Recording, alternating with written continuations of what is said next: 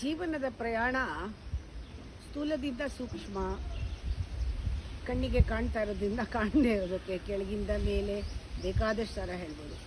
ಭಾಳ D V G ಅವರಿಂದ ನಾನು ತಿಳ್ಕೊಂಡಿರೋದು, ಸ್ವಾರ್ಥದಿಂದ ನಿಸ್ವಾರ್ಥಕ್ಕೆ ಹೋಗೋದೇ ನಿಜವಾದ ಮೋಕ್ಷ, ನಿಸ್ವಾರ್ಥದ ಕಡೆಗೆ ಹೋಗೋದೇ ಮೋಕ್ಷ ಅಂತ.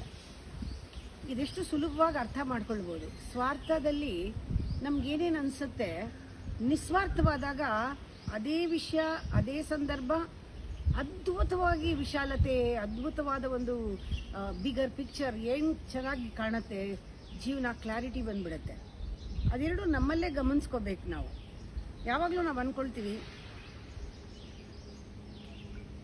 ಎತ್ತಲೋ ಕಾಡು ಮಬ್ಬಿನಲ್ಲಿ, ಎಲ್ಲೋ ಕಾಡಲ್ಲಿ ಯಾರಿಗೂ ಕಣ್ಣಿಗೆ ಬೀಳದೆ ಇರೋದು ಮಬ್ಬಲ್ಲಿ ಅಲ್ಲೊಂದು ಬಳ್ಳಿ, ಆ ಬಳ್ಳಿನಲ್ಲೊಂದು ಮೊಗ್ಗು, ಬಣ್ಣದ ಮೊಗ್ಗು, ಒಳ್ಳೆ ಬಳ್ಳಿ, ಒಳ್ಳೆ ಮರ, ಕಾಡಲ್ಲಿ ಎಲ್ಲೋ ಮಬ್ಬಲ್ಲಿ.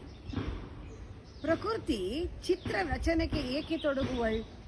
ಇದು ಯಾಕೆ ಪ್ರಕೃತಿ ಅಲ್ಲಿ ಹೋಗಿ ಎಲ್ಲೋ ಕಾಡಲ್ಲಿ ಬ್ಯೂಟಿಫುಲ್ಲಾಗಿ ಚಿತ್ರ ರಚನೆ ಮಾಡಿದಾಳಲ್ಲ? ಅದೇ ನಮ್ಮ ಪಕ್ಕದಲ್ಲೇ ಇದ್ದಿದ್ರೆ ಎಷ್ಟು ಚೆನ್ನಾಗಿರೋದು, ನಾವು ನಡ್ಕೊಂಡು ಹೋಗುವಾಗ ದಾರಿಲಿ ಇದ್ದಿದ್ರೆ ಎಷ್ಟು ಚೆನ್ನಾಗಿರೋದು. ಸ್ವಾರ್ಥ ಯೋಚನೆ ಹೀಗೆ ಬರುತ್ತೆ. ಎರಡನೇ ಯೋಚನೆ, ಕಾಡು ಹಕ್ಕಿ ಹುಳಕ್ಕೆ ವರ್ಣಚಿತ್ರ ಯಾಕೆ? ಆ ಕಾಡಲ್ಲಿ ಹಕ್ಕಿಗಳಿದೆ, ಹುಳುಗಳಿದೆ, ಕೀಟಗಳಿದೆ, ಅವಕ್ಕೆ ಈ ವರ್ಣಚಿತ್ರ ಯಾಕೆ? ಅರಣ್ಯದಲ್ಲಿ ಎಂತೆಂಥ ಹೂಗಳಿದೆ, ಅದನ್ನು ಯಾರು ಮೂಸ್ತಾರೆ? ಮೂಸೋರು ಯಾರು? ಎಂತೆಂಥ ಚಿಟ್ಟೆಗಳಿದೆ, ಆ ಚಿಟ್ಟೆಗಳು ಎಂತೆಂಥ ಬಟ್ಟೆ ಹಾಕ್ಕೊಂಡಿದೆ, ಬಣ್ಣದ ಬಟ್ಟೆಗಳು, ಅದನ್ನು ಮೆಚ್ಚಕ್ಕೆ ಯಾರಿದಾರಲ್ಲಿ ಅಂತ ಸ್ವಾರ್ಥ ಆಲೋಚನೆ ಬರುತ್ತೆ. ಎಲ್ಲೋ ಇದೆಯಲ್ಲ, ಇದು ಇಲ್ಲೇ ಇದ್ದಿದ್ರೆ ಅಲ್ಲ, ನನಗೆ ಸಿಕ್ಕಿರೋದಲ್ಲ. ಎತ್ತಲೋ ಕಾಡು ಮಬ್ಬಿನ ಬಳ್ಳಿ ಮೊಗ್ಗಿನಲ್ಲಿ ಚಿತ್ರ ರಚನೆಗದೇಕೆ ತೊಡಗುವಳ್ ಪ್ರಕೃತಿ. ಸ್ವಲ್ಪ ನಿಸ್ವಾರ್ಥವಾಗಿದ್ದಾಗ ಕಾಣಿಸುತ್ತೆ, ಕೃತ್ಯಕ್ಕೆ ತಾಂತರುವ ಶಕ್ತಿ ಗುಣಪೂರ್ಣತೆಯೇ. ನೀನು ಏನೇ ಕೆಲಸ ಮಾಡು, ಅದಕ್ಕೆ ಶಕ್ತಿ ಏನು ಅಂದರೆ ನಿನ್ನ ಗುಣ. ನೀನೇನು ಕೆಲಸ ಮಾಡಿದೆ, ಹೇಗೆ ಮಾಡಿದೆ, ಎಷ್ಟು ಮಾಡಿದೆ ಇಲ್ಲ, ದ ಕ್ವಾಲಿಟಿ, ಗುಣ, ಅದು ಗುಣಪೂರ್ಣತೆ. ಸತ್ವಗುಣದಲ್ಲಿ ನಿಸ್ವಾರ್ಥದಿಂದ ಮಾಡಿದಾಗ ಸಾರ್ಥಕ ಜೀವನ ಅಂತ ಪ್ರಕೃತಿ ತೋರಿಸ್ತಾ ಇದ್ದಾಳೆ. ಕೃತ್ಯಕ್ಕೆ ತಾಂತರುವ ಶಕ್ತಿ ಗುಣಪೂರ್ಣತೆಯೇ ಸಾರ್ಥಕವೋ ಜೀವಿತಕ್ಕೆ ಮಂಕುತಿಮ್ಮ. ಪೂರ್ಣತೆಯೇ ಸಾರ್ಥಕತೆ. ಆ ಫುಲ್ಫಿಲ್ಮೆಂಟ್ ಯಾವಾಗ? ನೀನು ಗುಣಪೂರ್ಣತೆ, ನಿನ್ನ ಕ್ವಾಲಿಟಿ ಇದ್ದಾಗ, ಪ್ರತಿಯೊಂದರಲ್ಲೂ ಕ್ವಾಲಿಟಿ. ಕಾಡು ಹಕ್ಕಿ ಹುಳಕ್ಕೆ ವರ್ಣ ಚಿತ್ರಗಳೇಕೆ? ನೋಡುವರ ಕಣ್ಣೊಲವ ಬೇಡುವಳೆ ಸೃಷ್ಟಿ. ನೀನ ಅಪ್ರಿಸಿಯೇಷನ್ ಕೇಳ್ತಾಳ ಅವಳು, ಯಾರು ಅಪ್ರಿಷಿಯೇಟ್ ಮಾಡೋದು ಬೇಡ. ಇದೊಂದು ದೊಡ್ಡ ಪಾಠ.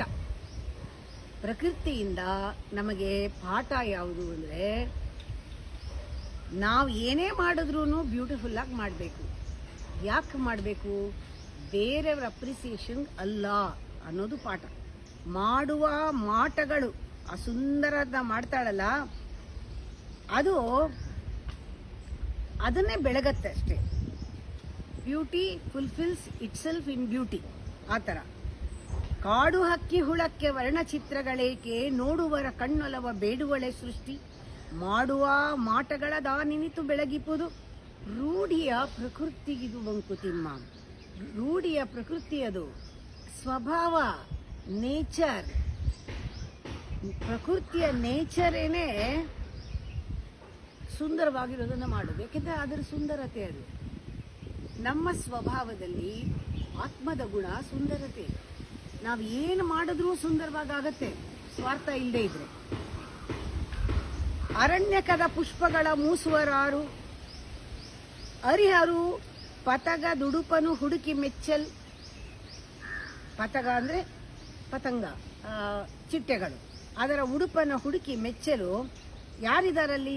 ಆರಿಹರು. ಕಾಡಲ್ಲಿ ಯಾರಿದ್ದಾರೆ? ಅರಣ್ಯದ ಪುಷ್ಪನ ಮೂಸೋರು ಯಾರಿದ್ದಾರೆ? ಆದರೆ ಇದನ್ನೆಲ್ಲ ಮಾಡಿದ್ದು ಪ್ರಕೃತಿ. ಬೇರೊಬ್ಬರೆಣಿಕೆ ಇಲ್ಲದೆ ಪ್ರಕೃತಿ ತನಗೆಂದೇ ಸ್ವಾರಸ್ಯಗೆಸಗುವಳೋ ಮಂಕುತಿಮ್ಮ. ಅವಳು ಖುಷಿ, ತನ್ನ ಖುಷಿಗೆ ತಾನು ಮಾಡಿದಳು. ಇದು ಪ್ರಕೃತಿಯ ಸ್ವಭಾವ. ಆ ಪ್ರಕೃತಿಯ ಸ್ವಭಾವ ಪ್ರತಿಯೊಂದು ಹೆಣ್ಣಲ್ಲೂ ಇದೆ. ಹೆಣ್ಣು ಕೂಡ ಯಾತಕ್ಕೆ ಅವಳು ಸುಂದರ, ಅವಳ ಸ್ವಾರಸ್ಯ ಏನು ಅಂದರೆ ತನಗೆ ತಾನೇ ಖುಷಿ ಪಡೋದು, ತನಗೆ ತಾನೇ ಸುಂದರವಾಗಿರೋದು, ಬೇರೆ ಯಾರಿಗೋಸ್ಕರನೂ ಅಲ್ಲ. ಬೇರೊಬ್ಬರೆಣಿಕೆ ಇಲ್ಲದೆ ಪ್ರಕೃತಿ ತನಗೆಂದೇ ಸ್ವಾರಸ್ಯವೆಸಗುವಳು. ಆ ಸ್ವಾರಸ್ಯವನ್ನು ತಾನೇ, ಖುಷಿನ ತಾನೇ ಪಟ್ಕೊಳ್ತಾಳೆ. ಮನದ ಭಾವಗಳ ಪೂರ್ಣದಿ ಒರೆಯಲರಿತ ಕವಿ ಯಾರಿದ್ದಾರೆ? ಮನಸ್ಸಿನ ಭಾವನೆಗಳನ್ನು, ಎಷ್ಟೋ ಭಾವನೆಗಳನ್ನು ಪರಿಪೂರ್ಣವಾಗಿ ಹೇಳಕ್ಕಾಗಲ್ಲ, ಎಷ್ಟೋ ಹೇಳಕ್ಕಾಗಲ್ಲ. ಎರಡು ವರ್ಡ್ ಬರೆದ್ರೆ ಅಲ್ಲೊಂದು ಏನೋ ಒಂದು ಸೈಲೆನ್ಸ್ ಇರುತ್ತೆ. That is poetry. ಯಾವಾಗಲೂ ಅದು ಅನುಭವಿಸ್ಬೇಕಷ್ಟೇ. ಮನದ ಭಾವಗಳ ಪೂರ್ಣದಿ ನೊರೆಯಲರಿತ ಕವಿ ಇಲ್ಲ. ಇರಿತನಂ ಬಿಡದೆ ರೂಪಿಸಲರಿತ ಶಿಲ್ಪಿ. ಪರ್ಫೆಕ್ಟಾಗಿ ಕೆತ್ತುವಂಥ ಶಿಲ್ಪಿ ಇಲ್ಲ. ಎಲ್ಲವನ್ನ ಮನಸ್ಸಲ್ಲಿ, ಅಂತರಂಗದಲ್ಲಿ ಏನೇನು ಭಾವನೆಗಳಿದೆಯೋ ಎಲ್ಲವನ್ನು ಅವನು ಕವಿತೆಯಲ್ಲಿ ಬರೆಯೋ ಕವಿ ಇಲ್ಲ. ಒಂದು ವಸ್ತು ನೋಡಿ ಇನ್ನೊಂದು ವಸ್ತುನ ಅದೇ ಥರ ಸೃಷ್ಟಿ ಮಾಡುವ ಅನುರೂಪದಿಂದ ವಾಸ್ತವಗೊಳಿಪ ಕೃತಿ ಚತುರ ಇಲ್ಲ. ಯಾರ್ಯಾರಿಗೆ ಏನೇನು ಬ್ಯೂಟಿಫುಲ್ ಅನ್ಸುತ್ತೋ ಅದು ಕಂಪ್ಯಾರಿಸನ್ ಇಲ್ಲದೆ ಅವರವರೇ ಮಾಡೋ ಅಷ್ಟೇ. ಧನಿಯರವರೆಲ್ಲಿ ಹರೋ ಮಂಕುತಿಮ್ಮ. ಆ ಥರ ಪೂರ್ತಿ ಕೊಡೋರು ಯಾರಿದ್ದಾರೆ? ಅವರೇ ಮಾಸ್ಟರ್, ಅವರೇ ಧನ್ಯರು, ಗ್ರೇಟ್ ಪೀಪಲ್ ಅವರು. ಮನುಷ್ಯನಿಗೆ ಯಾವಾಗ ನಾವು ಸ್ವಾರ್ಥದಲ್ಲಿರ್ತೀವಿ, ಮನದ ಭಾವಿತಕ್ಕೊಪ್ಪುವ ಉಪಕರಣ ನಮಗಿಲ್ಲ. ನಮ್ಮ ಮನಸ್ಸು ಎಷ್ಟು ಆಳ, ಎಷ್ಟು ವಿಶಾಲ, ಎಷ್ಟು ವಿಶಾಲ ಅಂದರೆ ಅದನ್ನು ಮನದ ಭಾವಿತಕ್ಕೊಪ್ಪುವ ಉಪಕರಣ ಇಲ್ಲ. ಆ ಭಾವನೆಗಳನ್ನ ಹೊರಗಡೆ ಹಾಕೋದಕ್ಕೆ ಯಾವ ಉಪಕರಣವೂ ಇಲ್ಲ. ಹೋಗ್ಲಿ, ನಮಗೆ ನಾವು ಪಟ್ಟಿರೋ ಆಸೆಗಳಿದೆ, ಕನಸುಗಳಿದೆ, ಇದೆಲ್ಲ ನೆರವೇರಿಸೋಕ್ಕೆ ಸಾಧನಗಳೂ ಇದೆ. ಉಪಕರಣ ಅಂದರೆ ಚಿಕ್ಕ ಚಿಕ್ಕವು, ಸಾಧನೆ ಅಂದರೆ ಅದದ್ದೇ ಉಪಯೋಗಿಸ್ಬೇಕು, ಅದು ಬಿಟ್ಟರೆ ಬೇರೆ ಇಲ್ಲ. ಇವಾಗ ಮಿಕ್ಸರ್ ಒಂದು ಸಾಧನ, ಚಮಚ ಒಂದು ಉಪಕರಣ. ಆ ಥರ ಉಪಕರಣಗಳೂ ಇಲ್ಲ ನಮ್ಮ ಮನಸ್ಸಿನ ತೆಗಿಯೋಕ್ಕೆ, ಸಾಧನಗಳೂ ಇಲ್ಲ. ಅದಕ್ಕೋಸ್ಕರ ಜನ ಜನ್ಮ ಜನ್ಮಗಳಿಂದ ಪೇಚಾಟ ತಿನಕಾಟ. ಈ ಕೋಪ ಯಾರೆಲ್ಲ ಹೇಳ್ಕೊಳ್ತೀಯ? ಮುನಿವುದಾರಲ್ಲಿ ಪೇಳು ಮಂಕುತಿಮ್ಮ. ಎಲ್ಲಿ ನಮಗೆ ಸ್ವಾರ್ಥ ಇರುತ್ತೆ, ಎಲ್ಲಿ ಮನಸ್ಸು ಚಿಕ್ಕದಾಗಿರುತ್ತೆ, ಸಂಕುಚಿತವಾಗಿರುತ್ತೆ, ಆಗ ಪೇಚಾಟ ಇದ್ದೇ ಇದೆ, ತಿಣುಕಾಟ ಇದ್ದೇ ಇದೆ. ಯಾವಾಗ ನಾವು ಸ್ವಾರ್ಥದಿಂದ ನಿಸ್ವಾರ್ಥಕ್ಕೆ ಹೋದಾಗ ಆವಾಗ ನಮಗೇನೋ ಒಂದು ಉಪಕರಣ ಸಿಗಬಹುದು, ಮನಸ್ಸಿನಲ್ಲಿ ಭಾವನೆ ಇದನ್ನು ಹೊರಗಡೆ ಹಾಕಕ್ಕೆ. ನಮ್ಮ ಎಣಿಕೆಗಳನ್ನು ಪೂರೈಸೋಕ್ಕೆ ಕೆಲವು ಸಾಧನಗಳು ಸಿಗಬಹುದು. ಅದು ಸಾಧನ, ಉಪಕರಣ ಎಲ್ಲವೂ ಕೂಡ ನಮಗೆ ನಮ್ಮ ಮನಸ್ಸು ವಿಶಾಲವಾಗ್ತಿದ್ದಾಗೆ ಸಿಗೋದು, ಇಲ್ಲದೆ ಸಿಗೋದಿಲ್ಲ.